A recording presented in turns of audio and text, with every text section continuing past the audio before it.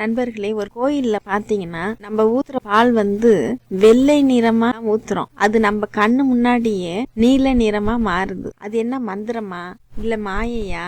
அப்படி இல்லைனாலும் இறைவனோட அருளா என்னன்னு தெரியல. ஒரு புரிபடாத ஒரு புதிராதான் இருக்கு. இந்த உலகையே ஆச்சரியப்பட வைத்த அந்த அதிசயம் நடைபெறும் புனித ஸ்தலம் தான் இப்ப நம்ம பார்க்க போறோம். என்னன்னு பாத்தீங்கன்னா, தமிழ்நாட்டுல ஆயிரக்கணக்கான சிவன் கோயில்லாம் இருக்கு. ஆனால் பால் நிறம் மாறும் கோயில் ஒன்னே ஒண்ணுதாங்க இருக்கு. அதுவும் பார்த்தா கோயில்களின் நகரம் என்று அழைக்கப்படுற நகரத்துக்கு அருகில தான் இருக்கு. ஒரு காலத்துல ஆதிசேஷன், தட்சகன், கார்கோடகன் அப்படிங்கிற நாகங்கள்லாம் ஒரு பெரிய துன்பத்துல இருக்காங்க. அந்த துன்பம் நீங்கிறதுக்காக இப்ப நம்மளாம் துன்பம் போகணும்னா போய் சாமி கிட்டதான் வேண்டிக்கிறோம். அதே போலதான் இந்த நாகங்கள்லாம் சிவபெருமான நாடி வர்றாங்க.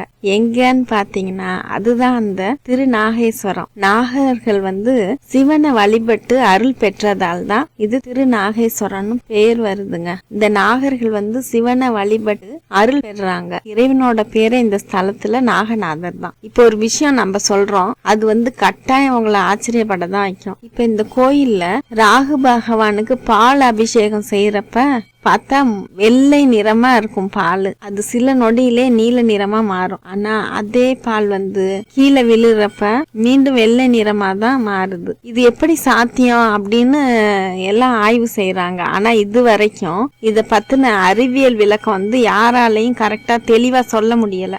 பக்தர்கள்லாம் இத பத்தி என்ன சொல்றாங்கன்னா, இது இறைவனோட அருள்.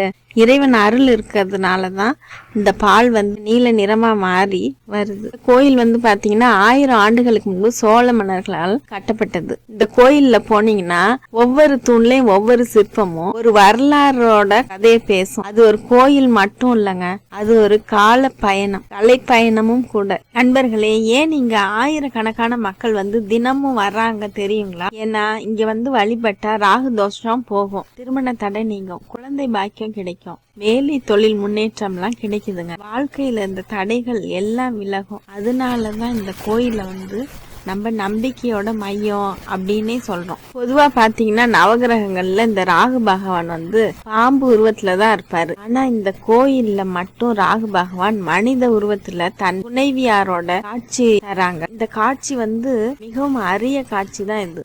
இது நாயன்மார்கள் பாடிய புனித ஸ்தலம். இந்த கோயில்ல யார் யார் பாடியிருக்காங்கன்னு பாத்தீங்கன்னா, திருஞான சம்பந்தர், திருநாவுக்கரசர் போன்ற மகான்கள் பாடிய புனித ஸ்தலம். அவர்கள் பாடிய பாடல்கள் இன்றும் இந்த கோயில் சுவர்கள்ல ஒலிக்குது. இங்க வந்தீங்கன்னா நம்ம வாழ்க்கையில பல பிரச்சனைகளை சந்திக்கிறோம். சில சமயம் எதுவுமே சரியா போகலையே, என்ன பண்ணலாம் அப்படின்னு நினைப்போம். அந்த நேரத்துல ஒரு சக்தி நம்மள காப்பாத்தணும் அப்படின்னு நினைப்போம். அந்த சக்தி தான் இங்க இருக்குது. அது நம்மள காப்பாற்றும். லட்சக்கணக்கான மக்கள் அதுக்காக தான், இந்த சக்தியை பெறுறதுக்காக தான் இந்த கோயிலுக்கு வராங்க. அதனாலதான் நீங்க கும்பகோணம் போனீங்கன்னா இந்த கோயிலுக்கு கண்டிப்பா போங்க. கும்பகோணத்துல இருந்து 7 கிலோமீட்டர் தான் திருநாகேஸ்வரம். பஸ் நிறைய இருக்கு. இது ஒரு கோயில் மட்டும் இல்லைங்க, ஒரு அதிசயம், ஒரு நம்பிக்கை, ஒரு அருள். இத நம்ம பார்க்க தவறக்கூடாது. நீங்க போனீங்கன்னா நீங்களே உணர்வீங்க. கட்டாயம் இந்த கோயிலுக்கு போயிட்டு வாங்க எல்லாரும் ஒரு தடவை.